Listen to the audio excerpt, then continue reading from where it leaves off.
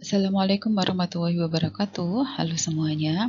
Kali ini materi mata kuliah aromaterapi adalah tentang enkapsulasi essential oil ya.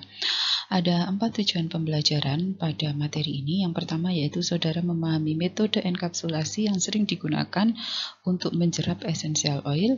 Yang kedua yaitu saudara memahami matriks yang digunakan untuk mengenkapsulasi essential oil. Kemudian yang ketiga yaitu saudara memahami evaluasi dari produk enkapsulasi essential oil, baik evaluasi secara kualitatif yaitu dari segi efektivitas atau aktivitas farmakologi, dan evaluasi secara kuantitatif. Untuk evaluasi secara kuantitatif ini kebanyakan yang dibahas adalah dari segi efektivitas penjerapan, jadi berapa banyak bahan aktif essential oil itu yang berhasil masuk dalam matriks enkapsulasi. Kemudian yang kedua yaitu laju pelepasan essential oil dari matriksnya. Jadi ketika essential oil itu sudah berada di dalam matriks ya, kemudian di-apply atau digunakan secara topikal atau secara peroral. Nah, seberapa cepat essential oil tersebut bisa lepas atau bisa keluar dari matriksnya. Kemudian yang keempat adalah saudara mampu memahami alasan proses enkapsulasi dari essential oil. Oke, yang pertama adalah kenapa sih kok kita perlu melakukan enkapsulasi dari essential oil?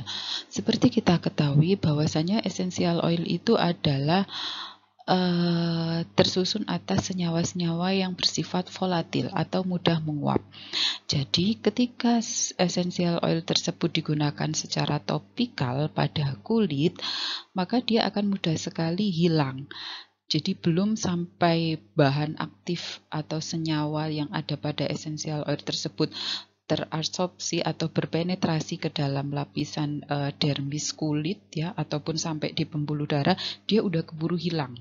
Ya, essential oilnya, senyawa aktifnya, senyawa-senyawa terpennya, volatile compoundnya udah keburu hilang.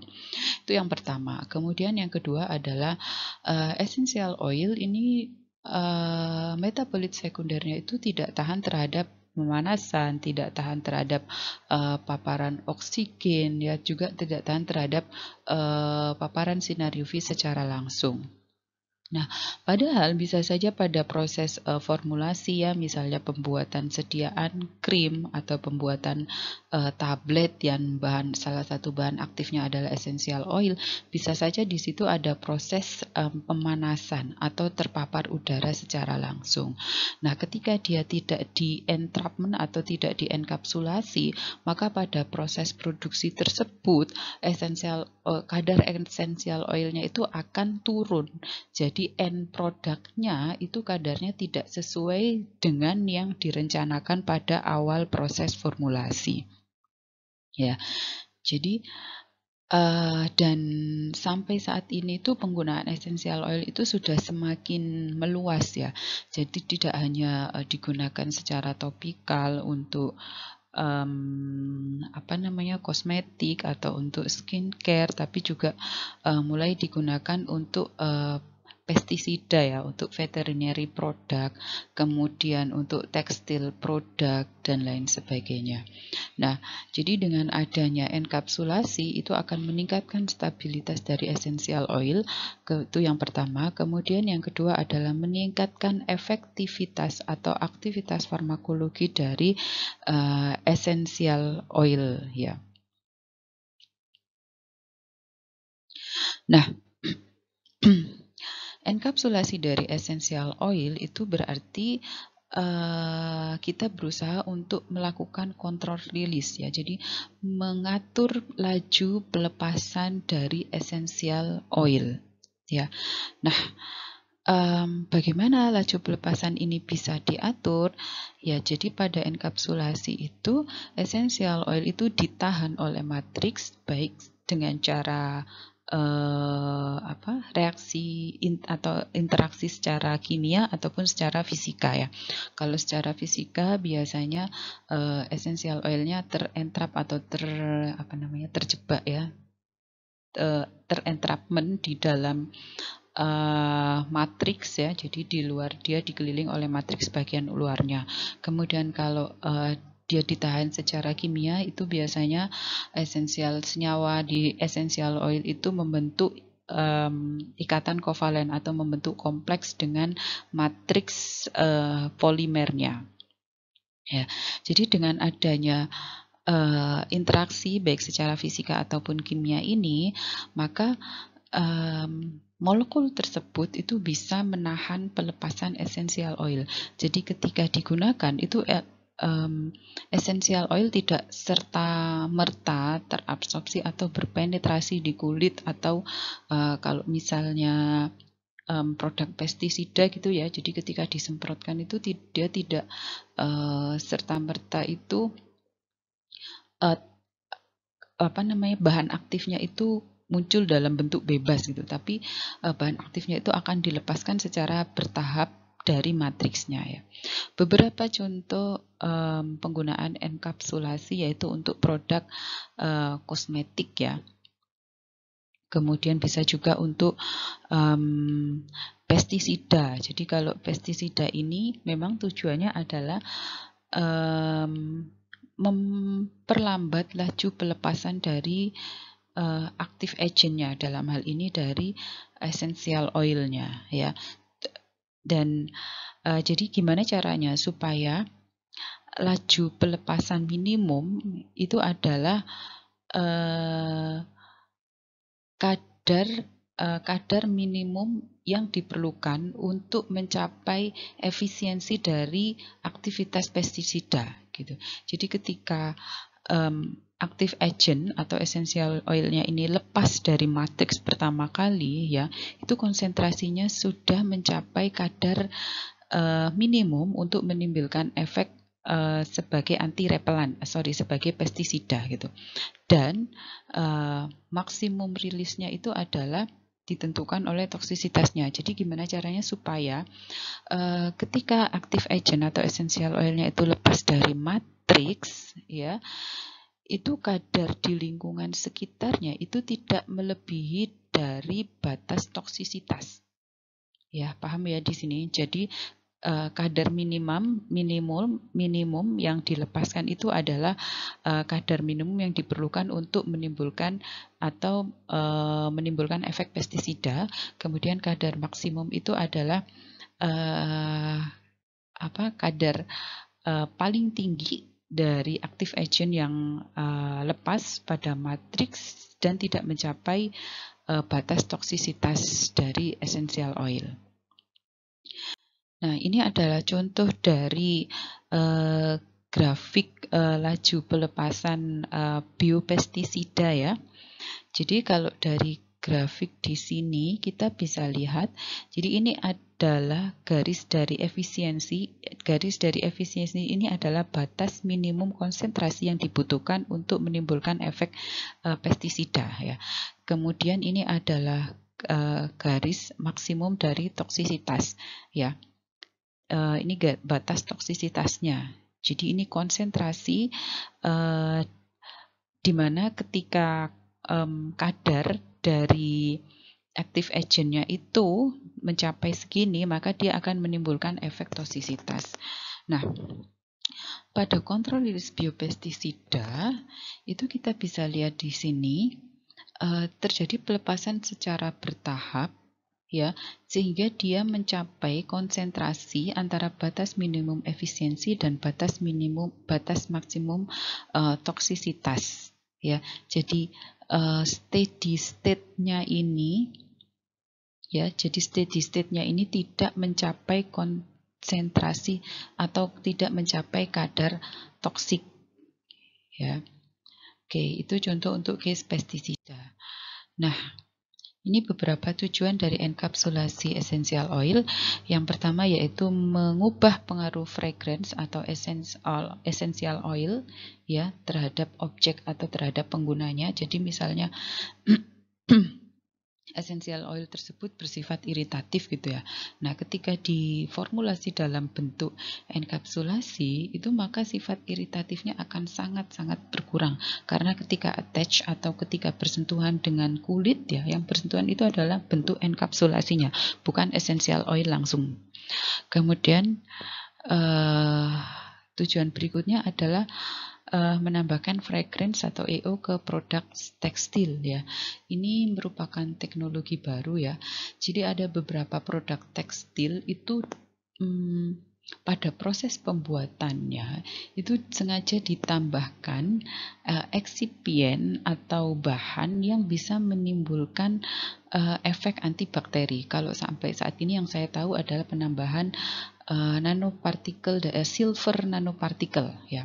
Jadi kenapa ditambahkan silver nanopartikel pada suatu produk tekstil itu adalah untuk menimbulkan efek antibakteri. Jadi ketika dipakai terus bersentuhan dengan kulit berkeringat ya, otomatis dia tidak akan menimbulkan aroma atau bau yang tidak sedap pada baju tersebut karena ada efek antibakterinya. Nah, kalau di sini dia menambahkan fragrance atau EO ke produk tekstil. Bisa untuk diambil efek antibakterinya atau memang supaya produk tekstil tersebut memiliki aroma yang khas dan bertahan lama gitu. Kemudian tujuan yang ketiga yaitu menjaga stabilitas senyawa tertentu gitu ya. Jadi misalnya seperti yang saya jelaskan tadi, essential oil ini sengaja diformulasi untuk menjadi sediaan topical cream yang pada proses pembuatannya itu membutuhkan pemanasan. Kemudian yang berikutnya adalah mengubah karakteristik fragrance atau essential oil agar sesuai dengan tujuan pembuatan sediaan suatu produk. Jadi misalnya produk tersebut digunakan secara topikal gitu ya. Dan yang diinginkan adalah dia pelepasannya sampai di dermis, sampai berpenetrasi ke pembuluh darah gitu ya. Maka salah satu caranya adalah dengan mengenkapsulasi essential oil ya, karena kalau tidak dienkapsulasi kemungkinan besar pasti kadar essential oil yang berpenetrasi itu sedikit sekali. Kemudian yang berikutnya adalah menurunkan kecepatan penguapan ya. Jadi kalau kecepatan penguapannya turun, otomatis shelf life produknya akan lebih lama. Nah, ini beberapa contoh produk yang menggunakan essential oil terenkapsulasi ya. Saya berikan contohnya di slide bagian paling belakang ya. Ada produk obat, food, dan personal care. Yang paling banyak memang suplemen kesehatan ya, drugs, obat, suplemen kesehatan, kemudian kosmetik, kemudian skincare ya, kemudian bioteknologi produk, ini biasanya biopestisida. Kemudian, nah secara umum jenis enkapsulasi yang biasa digunakan untuk essential oil itu ada 4 tipe yang umum atau yang banyak dieksplorasi ya. Yang pertama yaitu jenis enkapsulasi partikel, kemudian kapsul, kompleks, dan droplet. Jadi untuk partikel ini essential oil itu akan terdispersi di dalam matriks ya. Kemudian untuk kapsul ini essential oilnya itu akan terjebak di dalam suatu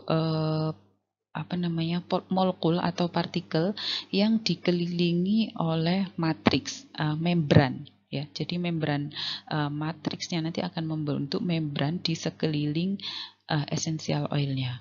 Kemudian yang ketiga yaitu kompleks. Nah, kompleks ini merupakan salah satu enkapsulasi yang terbentuk dari interaksi secara kimia ya. Jadi antara matriks dan essential oil itu membentuk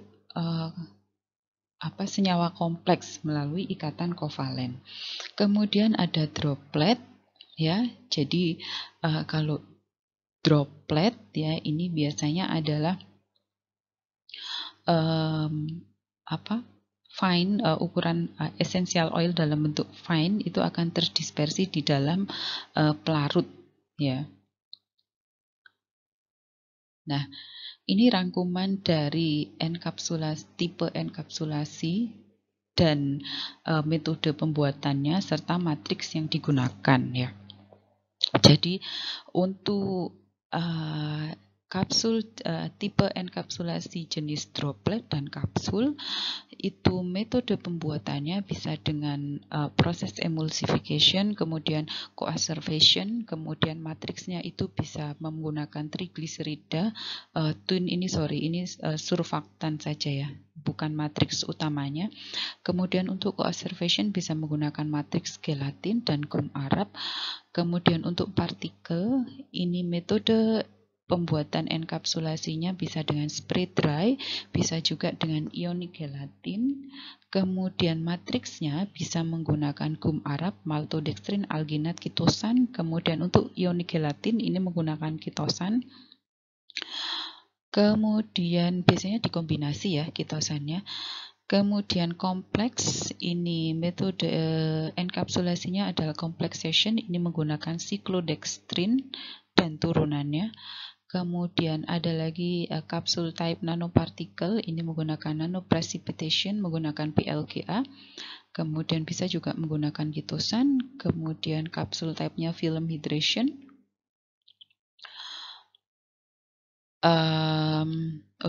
Ini kebalik ya. Kapsul type-nya adalah MLV, multilamellar vesicle. Encapsulation type-nya adalah film thin hydration. Kemudian matriksnya biasanya yang dipakai ini liposom adalah fosfatidilkolin, bisa juga ditambahkan kolesterol. Nah, pemilihan dari teknik atau metode enkapsulasi dari essential oil dan matriks yang akan digunakan itu bergantung pada tujuan dari penggunaan produk tersebut ya. Jadi bahan aktif ini atau essential oil ini akan diformulasi untuk produk apa sih gitu. Apakah untuk skincare yang digunakan secara topikal atau untuk suplemen kesehatan yang digunakan secara peroral. Nah, oleh karena itu, setelah dilakukan enkapsulasi, maka perlu dilakukan evaluasi ya, evaluasi dari encapsulated essential oil. Jadi evaluasinya ada dua, yaitu kualitatif. Seperti yang saya jelaskan tadi, untuk kualitatif ini yang dievaluasi adalah efisiensi dari encapsulated essential oil. Jadi ketika essential oilnya itu sudah terenkapsulasi, aktivitas farmakologinya seperti apa? Apakah semakin baik efektivitasnya atau semakin turun? Ya. Kemudian yang berikutnya adalah quantitative studies. Ini untuk mengukur jumlah essential oil yang dibebaskan dari matriks atau biasanya kita sebut dengan laju pelepasan ya. Jadi kalau dan ini biasanya juga disesuaikan dengan rute pemakaian. Jadi kalau rute pemakaiannya secara topikal ya berarti nanti media yang digunakan untuk mengukur laju pelepasannya adalah membran yang menyerupai kulit gitu ya. Tapi kalau pelepasannya rutenya adalah peroral, berarti medianya adalah cairan ya, biasanya dipakai PBS ya, fosfat buffer salin yang menyerupai komposisi dari GI tract ya. Jadi berapa banyak essential oil yang akan terlepas dari matriksnya selama proses pemakaian itu. Kemudian kecepatannya bagaimana? Biasanya dihitung per jam. 1 jam pertama berapa banyak konsentrasi dari essential oil yang terlepas. Kemudian kapan dia mulai steady state gitu ya. Kemudian kita masuk pada polimer hidrofilik yang banyak digunakan sebagai matriks pada enkapsulasi essential oil itu adalah polimer hidrofilik ya. Bisa menggunakan amilum dan turunannya, bisa juga akasia gum, alginat, kitosan, bisa juga maltodextrin ya. Kemudian rasio dari essential oil dan polimer hidrofilik itu biasanya adalah 4:1. Meskipun pada beberapa jurnal tidak selalu 4:1 ya. Memang sangat tergantung pada hasil optimasi penelitiannya gitu ya. Nah, Pemilihan metode untuk enkapsulasi essential oil ini juga harus memperhatikan stabilitas dari essential oilnya. Jadi usahakan memilih metode yang low pressure dan low temperature. Kenapa? Ya untuk meminimalisir kerusakan dari essential oil. Kalau misalnya pada proses atau pada metode enkapsulasinya saja sudah menggunakan pemanasan gitu ya, otomatis kan pasti akan ada essential oil yang ikut menguap, itu hilang ya. Nah, yang paling sering dipakai memang adalah spray dry ya, karena metode ini lebih mudah digunakan atau diaplikasikan di industri dan dia lebih reproducible hasil dari nanopartikel yang didapatkan. Oke, kita masuk pada jenis matriks yang paling banyak digunakan ya untuk enkapsulasi essential oil. Yang pertama adalah alginat. Alginat ini merupakan salah satu bentuk polisakarida yang mengandung alpha-glucuronic acid dan beta-glucuronic acid ya.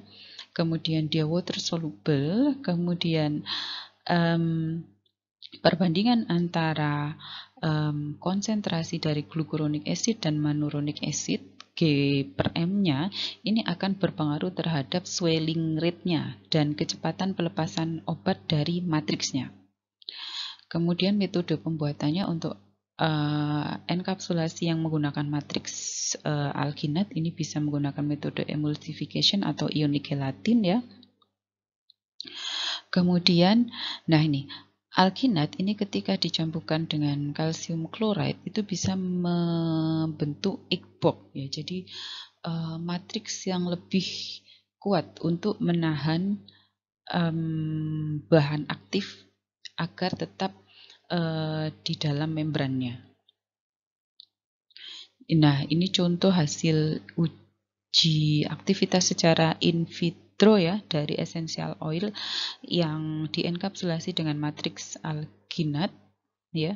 Jadi yang pertama adalah pada 9 jam pertama itu terjadi pelepasan yang cukup kuat.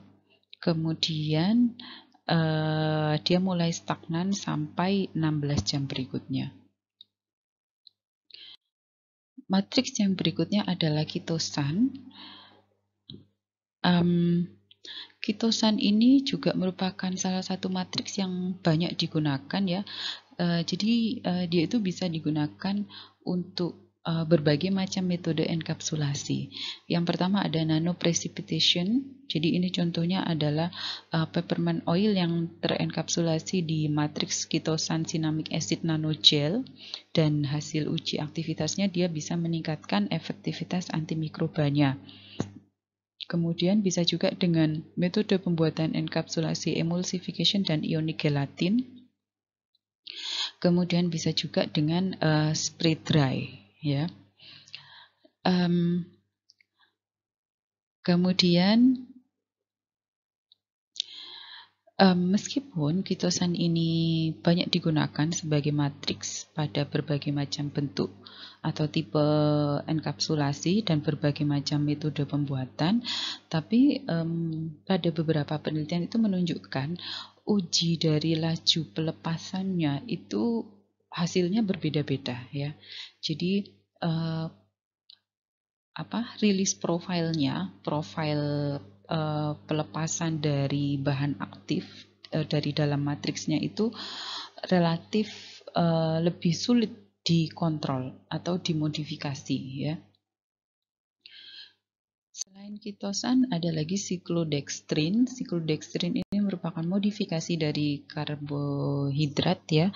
Dia membentuk enkapsulasi dengan reaksi ikatan kompleks ya, membentuk senyawa kompleks antara siklodextrin dengan senyawa aktif di dalam essential oil. Jadi ini merupakan metode enkapsulasi dengan reaksi kimia. Kalau yang atas-atas tadi adalah reaksi fisika. Nah, siklodextrin ini bisa enkapsulasi dengan menggunakan siklodextrin ini bisa meningkatkan stabilitas dari senyawa volatil terhadap paparan panas, cahaya, dan udara. Ada beberapa metode pembuatan enkapsulasi dengan menggunakan matriks siklodextrin. Yang pertama adalah kneading. Kneading ini teknisnya adalah essential oil dicampur dengan siklodextrin, kemudian dicampur dimortir dengan ditetesi etanol pelan-pelan sampai dia membentuk pasta, kemudian dikeringkan, di freeze dry sampai dia berubah kering dan berubah menjadi fine powder ya. Kemudian hasil dari kneading method ini adalah entrapment efisiensinya itu tinggi ya. Entrapment efisiensi itu seberapa banyak berapa persen bahan aktif atau essential oil yang berhasil terjebak di dalam matriks yang kalian buat.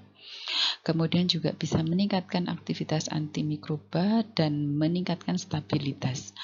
Kemudian metode yang berikutnya adalah freeze dry. Ini contohnya adalah Carvacrol encapsulation. Dia juga dari freeze dry ini ternyata entrapment efisiensinya itu lebih tinggi dibandingkan metode kneading. Ya, meskipun hasilnya cukup bervariasi ya, antara 1 sampai 70% ya. Dan variasi dari entrapment efisiensi ini juga sangat bergantung pada jenis EO, kemudian karakteristik siklodextran dan derivatnya yang digunakan, kemudian proses pengiringan, kemudian pelarut atau solvent yang digunakan, dan lain sebagainya. Dan pelepasan essential oil dari matriks siklodextrin ini bisa dikontrol dengan mengatur suhu, pH, dan metode preparasinya. Ya, misalnya saja adalah laju pelepasan dari eugenol yang dienkapsulasi dengan siklodextrin di sini ya, dan half time-nya ketika dia diuji pada suhu 60 derajat Celcius itu adalah 228 jam. Kemudian ketika digunakan suhu 10 derajat Celcius itu half-nya adalah 69 jam. Kemudian ini penjelasan terkait dari encapsulation method ya. Jadi teknik enkapsulasi seperti yang saya jelaskan tadi ada nanoprecipitation. Nanoprecipitation ini prinsipnya adalah pencampuran antara dua fase. Jadi ada dua fase yang tidak saling campur, fase organik dan fase aqua ya, air gitu. Polar dan non-polar. Fase organik itu isinya adalah polymer solution, jadi matriks polimernya di dalam pelarut organik dan bahan obatnya. Ingat, karena bahan obatnya itu adalah non-polar, pasti dia akan dicampurkan ke dalam fase yang non-polar. Kemudian fase air ini non-solvent ataupun non-solvent saja atau non-solvent plus surfaktan. Kemudian ada polimer yang digunakan yaitu ada PCl, yang sering dipakai di penelitian itu adalah PLGA ya, polylactic glycolide. Kemudian teknik enkapsulasi berikutnya ada coacervation. Jadi ini pemisahan antara dua fase cair yang di dalam colloidal solution. Jadi satu fase itu isinya adalah polimer disebut dengan coacervat, dan satu fase berikutnya itu tidak mengandung polimer atau disebut juga dengan equilibrium solution. Kemudian ini spray dry, ini metode yang mudah di-apply atau diterapkan di industri ya, dan produknya hasil dari enkapsulasinya itu lebih reproducible. Selain tipe enkapsulasi dalam bentuk droplet, kemudian kompleks ataupun partikel, enkapsulasi dari essential oil juga bisa dalam bentuk liposom. Tentu saja kalau liposom matriks yang digunakan adalah fosfatidilkolin, kemudian bisa juga ditambahkan kolesterol. Biasanya kalau ditambahkan kolesterol, lapisan membran liposom yang terbentuk itu lebih rigid, lebih kuat ya. Kalau lebih rigid, otomatis bahan aktifnya itu lebih sulit keluar dari membran matriksnya. Kemudian metode pembuatannya adalah dengan thin film hydration, ini yang paling sering dilakukan. Jadi fosfatidilkolinnya dicampur dengan pelarut organik, biasanya kloroform diklormetan, kemudian dicampur dengan bahan aktif dan dirotaf sampai dia terbentuk lapisan tipis di dinding sekitar labu alas bulatnya. Nah, kalau sudah terbentuk lapisan tipis, kemudian dihidrasi dengan penambahan air aquades. Setelah dihidrasi, dia akan membentuk MPLV. Kemudian setelah terbentuk MPLV, tahap berikutnya adalah pengecilan ukuran partikel dengan menggunakan sonikasi. Untuk contoh dari essential oil yang dienkapsulasi dengan liposom, ini saudara bisa melihat di jurnal Asbahani et al. 2015 ya. Ini sudah saya upload di VLM. Kemudian encapsulation berikutnya adalah pada solid lipid nanopartikel ya. Jadi SLN ini merupakan nanokarier yang mengandung lipid tapi dalam bentuk solid ketika berada di suhu ruangan. Ya, jadi biasanya komponennya terdiri atas trigliserol atau wax gitu. Kemudian beberapa keuntungan dari SLN solid lipid nanopartikel ini adalah dia bisa meningkatkan stabilitas fisik, kemudian melindungi essential oil itu dari degradasi. Kemudian beberapa metode pembuatannya ya, bisa dengan high shear homogenization, kemudian high pressure homogenization, dan microemulsion based preparation technique. Yang pernah dilakukan di lab farmasi adalah dengan microemulsion, tapi memang proses pembuatannya agak lebih panjang ya.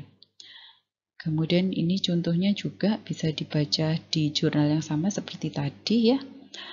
Berikutnya adalah, nah ini beberapa produk yang mengandung encapsulated essential oil. Ada nanoimun, ini dalam bentuk kapsul, isinya adalah beberapa jenis essential oil yang dibentuk nanopartikel. Kemudian ini skincare ya. Face oil, ini isinya juga beberapa jenis nanopartikel. Kemudian ada longevity essential oil, ini adalah produk antiinflamasi, kalau nggak salah antiinflamasi atau analgesik ya, yang digunakan secara topikal. Nah, di Indonesia sendiri, produk-produk apa saja sih yang menggunakan bahan aktif essential oil? Yang pertama ada oral dosage form. Jadi produk-produk dengan rute peroral yang bahan aktifnya itu essential oil ada dalam bentuk tablet dan sirup. Contohnya yang dalam bentuk tablet itu adalah tablet hepatoprotector ya, yang salah satu isinya adalah santorizol oil. Kemudian kalau dalam bentuk sirup ini saudara sudah sering menjumpai ya, sirup obat batuk ataupun tolak angin itu kan juga banyak sekali kandungan esensialnya. Terus yang sirup obat batuk itu beberapa pasti ada kandungan peppermint oil ataupun anis oil ya, ataupun eucalyptus oil seperti itu. Nah, izin edarnya bagaimana? Kalau bentuk sediaannya itu memang ada indikasi khusus ya, seperti tablet hepatoprotector atau sirup obat batuk itu, maka izin edarnya itu adalah sebagai obat bahan alam.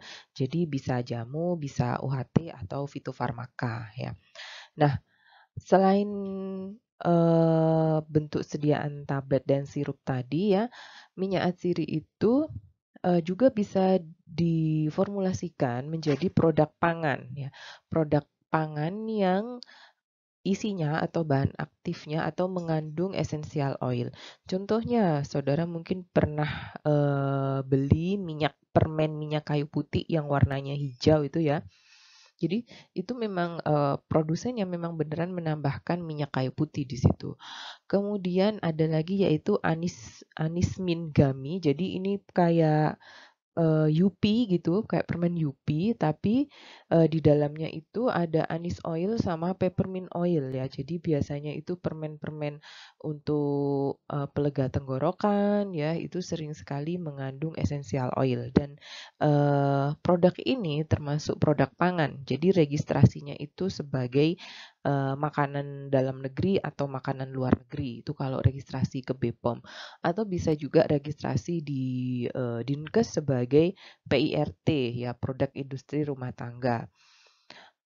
kemudian topical dosage form ini kalau topical ada banyak sekali ya, mulai dari safe care atau fresh care ya yang obat gosok itu, kemudian balsem ya, balsem lang, kemudian decongestant oil ya, campuran beberapa essential oil untuk pelegah hidung tersumbat ya.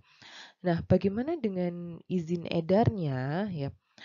Nah, produk-produk ini, fresh care, kemudian fix ya, kemudian balsam lang, gliga, decongestant oil, kebanyakan mereka mengandung atau berisi beberapa jenis essential oil ya.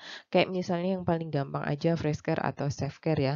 Pasti di situ ada eucalyptus oil, ada peppermint oil, kemudian ada citrus oil ya. Nah, maka izin edarnya adalah sebagai produk kuasi. Kodenya kalau di BPOM itu QD ini untuk kuasi dalam negeri dan QL ini untuk kuasi luar negeri. Jadi produk-produk impor ya. Kayak misalnya Fix Vaporub itu kan produk impor ya. Maka itu kodenya QL. Nah, apa sih obat kuasi itu? Jadi produk atau obat kuasi itu adalah sediaan yang mengandung bahan aktif dengan efek farmakologi untuk mengatasi keluhan ringan ya. Misalnya untuk mengatasi pusing ya ataupun keluhan masuk angin dengan fresh care atau safe care seperti itu. Nah, jadi dan kuasi ini isinya itu pasti campuran beberapa essential oil ya. Kemudian, nah bagaimana kalau misalnya produk tersebut diberikan dengan rute topikal ya, tapi dia mengandung essential oil tunggal. Contohnya adalah apa ya, minyak kayu putih ya. Minyak kayu putih itu kan minyak cirinya ya sudah minyak kayu putih saja, kayu putih oil saja gitu. Maka registrasinya itu sebagai jamu atau obat tradisional ya. Jadi bisa membedakan ya antara produk tersebut terregistrasi sebagai kuasi atau TR ya. Jadi kalau produk topikal yang isinya itu cuma satu jenis essential oil, misalnya saudara bikin krim untuk analgesik dengan isinya adalah minyak jahe saja, maka itu terregistrasinya sebagai jamu atau TR. Tapi kalau misalnya saudara bikin krim untuk analgesik yang isinya itu ada jahe, ada cengkeh, ada eh, apa namanya minyak pepper oil ya, maka dia terregistrasi sebagai kuasi ya, QD kuasi dalam negeri. Nah, selain kedua produk ini, essential oil itu juga seringkali digunakan untuk produk kosmetik atau skincare terutama ya. Tadi sudah ada contohnya ya untuk skincare, bisa untuk serum face oil ya. Kemudian ada juga yang untuk anti acne. Kalau anti acne ini pasti kebanyakan isinya adalah tea tree oil ya. Kemudian ada juga yang sebagai bahan tambahan ya dalam facial atau body soap. Jadi misalnya sabun-sabun dengan klaim untuk anti acne itu kan biasanya ada tambahan tea tree oilnya di situ. Selain juga ada tambahan salisilat acidnya mungkin gitu. Terus bisa juga untuk hair serum ya. Kalau hair serum ini yang berbasis essential oil ini masih relatif jarang di Indonesia, kebanyakan memang di luar negeri. Tapi untuk produk-produk skincare, serum, face oil, kemudian anti acne ataupun facial soap yang dia menggunakan essential oil sebagai bahan aktifnya itu sudah banyak sekali di Indonesia ya. Jadi itu adalah beberapa contoh produk yang bahan aktifnya itu atau mengandung essential oil. Nah, nanti pada saat project tugas kelompok itu saudara bisa membuat berbagai macam pilihan produk ini.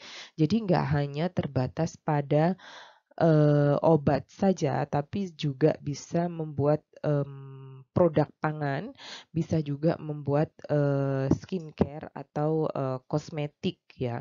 Jadi misalnya untuk produk pangan itu bikin chewable apa permen yang kayak Yupi tadi ya, atau mungkin bikin lozenges seperti itu.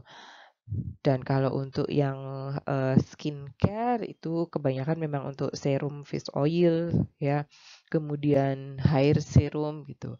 Nah, selain dari produk-produk ini sebenarnya kita bisa saja memformulasi essential oil itu menjadi salah satu produk PKRT ya.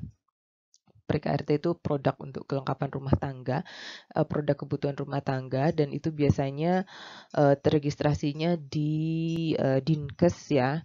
Jadi misalnya untuk pestisida untuk obat nyamuk gitu ya, itu bisa sekali. Atau mungkin untuk pengharum ruangan itu juga bisa gitu ya. Cuman memang kebanyakan kan kalau untuk produk-produk PKRT kayak misalnya obat nyamuk atau pengharum ruangan itu istilahnya nggak worth it gitu ya kalau kita pakai bahan bakunya itu essential oil karena harganya pasti akan jauh lebih mahal dibandingkan kalau pakai bahan bakunya atau bahan aktifnya itu adalah fragrance gitu. Demikian saya akhiri kuliah untuk hari ini. Selamat belajar, semoga bermanfaat. Assalamualaikum warahmatullahi wabarakatuh.